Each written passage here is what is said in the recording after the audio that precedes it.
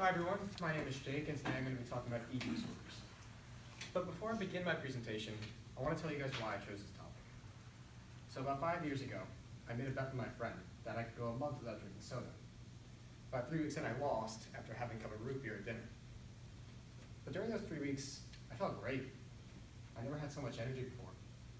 So I decided to completely cut out drinking soda. Then the next month, I cut out fast food. Month after that, candy, and then ice cream. I kept cutting out junk food until there was nothing left but healthy food in my diet.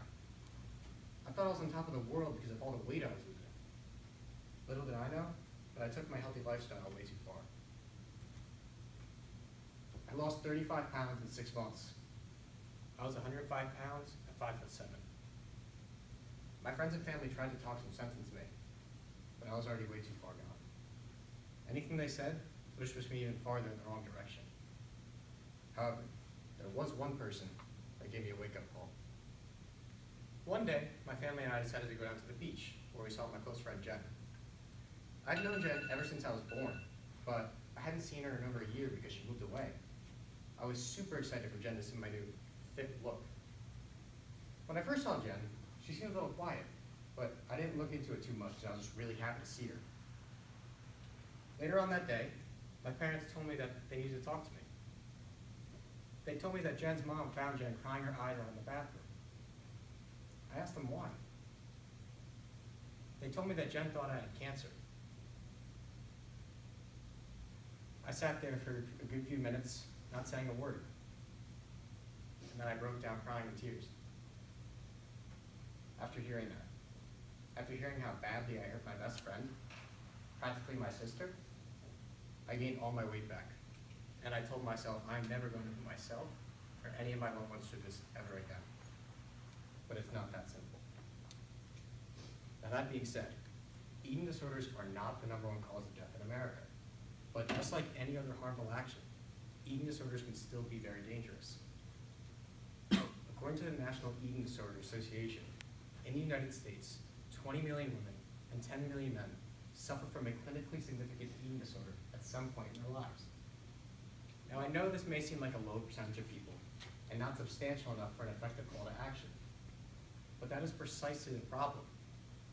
Everyone is always focused on what will make the majority of the population better, and that's fine. But what about the other people who are struggling with the not as severe problems that I went through? As college students, we are the most susceptible to developing an eating disorder. According to the National Association of Anorexia, anorexia and bulimia affect primarily people in their teens and 20s. Eating disorders can affect anyone at any point in their lives. Today, I will talk about the different types of eating disorders, the causes and effects that may arise, and how to properly handle an eating disorder. I'll begin by explaining the different types of eating disorders.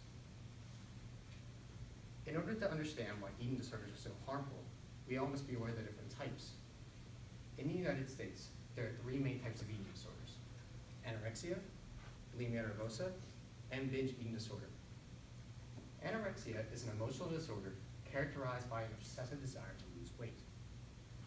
From my point of view, when a person is anorexic, he or she is overly concerned with the way their body looks and is perpetually looking in the mirror to make sure that they gain any weight. Frequently, people with anorexia tend to deny that there's anything wrong with them. Next is bulimia nervosa. Bulimia nervosa, more commonly known as bulimia, is the eating disorder marked by bouts of overeating followed by fasting or vomiting.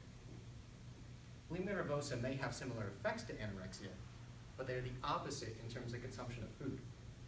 Bulimic people tend to eat all they want, and then regret the decision later on and force themselves to vomit.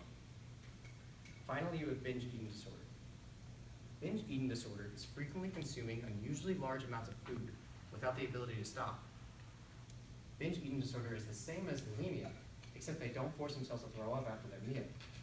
Instead, they feel extremely overwhelmed with the need to consume food 24/7. Now, the exact causes of anorexia, bulimia, and binge eating disorder are unknown. However, each of these disorders have different theories on how a person might develop them. First is anorexia. According to WebMD.com, many experts think that anorexia is an unconscious attempt to come to terms with painful childhood experiences. Now, I personally didn't have any painful childhood experiences that led me to my eating disorder, but there's been many cases where this has happened.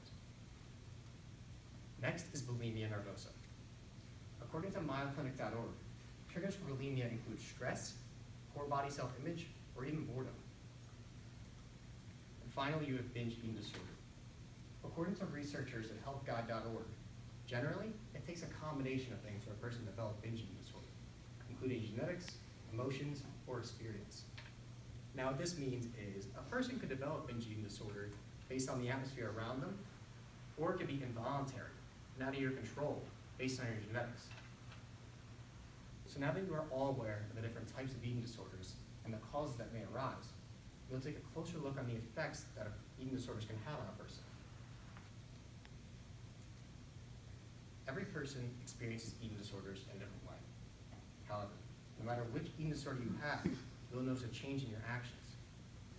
According to the National Eating Disorder Association, eating disorders can have some serious impacts on your health, your productivity, and your relationships. The first way eating disorders can impact you is on your health. Whether you were depriving yourself of food, forcing yourself to vomit, or perpetually eating, you are lacking the essential nutrients that your body needs to survive. If you do not consume enough food, you'll start to cause your immune cells to die, which will make you more susceptible to developing diseases. When you consume too much food, you put yourself at a much greater risk for developing heart disease, type 2 diabetes, and many more. Next, the next way eating disorders can impact a person is by decreasing their productivity. Whether you consume too much or too little food, you become restless. You will not have the sufficient amount of energy to function throughout the day. When I was anorexic, I couldn't focus on my work due to the fact that I was always exhausted from the lack of food. And finally, eating disorders can damage your relationships. As I mentioned before, all of my loved ones were very concerned about me, but I just made everything worse by denying that there was anything wrong with me. This created much more tension between myself, my friends, and my family. Now, before these disorders exacerbate, there are some common signs to look out for. One common sign to look out for is when a person cuts their food into very tiny pieces. This will create the illusion that there's more food to consume than there actually is. Next is when a person wears a ton of clothing when it's relatively warm outside. So when a person becomes anorexic or bulimic, they lose all their body fat, so they have nothing to keep them warm, so they have to compensate for the lack of heat. One more common sign to look out for is the constant denial from the person that there's nothing wrong with them. If you begin to scrutinize a person with an eating disorder for their appearance, they'll become irritated rather quickly as they are trying to avoid the truth of what is actually happening to them. So as you can see, eating disorders can have some serious impacts on your health, your productivity, and your relationships. Now, I'll demonstrate ways on how to properly handle an eating disorder. Knowing how to prevent and cope with eating disorders is paramount to building a healthy lifestyle. Some tips to help prevent an eating disorder are educating yourself, challenging the thin ideal, and talking about it. First, educate yourself on what a healthy diet consists of. Anorexic and bulimic people aren't necessarily trying to be unhealthy. They're doing what they believe is to be healthy. To make sure this doesn't happen to you, educate yourself on what a healthy diet consists of.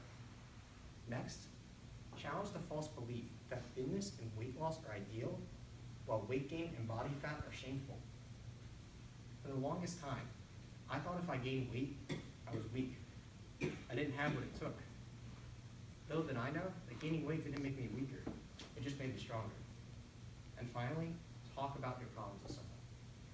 When you start to feel like you're becoming overweight or looking gross, talk with your friends, your parents, your family, or anyone that can give you feedback other than your own. Because for all you know, you're fine, but you just can't realize that for yourself. Knowing how to deal with eating disorders when they arise is just as important as preventing them. Some tips to help deal with eating disorders are providing a comforting environment, giving them space, and telling them that you care. First is providing a comforting environment. A person with an eating disorder does not want to admit they have one. If you don't provide a nurturing environment for the person, they're not going to want to open up to you. Let them know that you are there for them, and you always will be no matter what. they'll feel more comfortable to tell you about their problems. Next is give them space.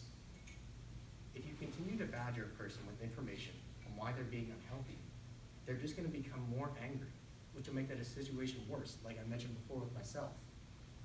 Give them time and space, and let them know you're just looking out for their best interests. And finally, and most importantly, tell them that you care. Tell them that you love them. Tell them that it's painful for you to watch them go through this, and there's absolutely nothing you can do about it. So today I informed you about the topic of eating disorders. My goal for today was to enhance all your knowledges of the different types of eating disorders, the causes that may arise, and how to properly handle an eating disorder.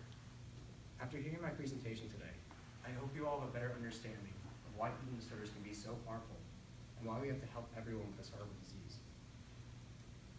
Thank you all for your time. Does anybody have any questions?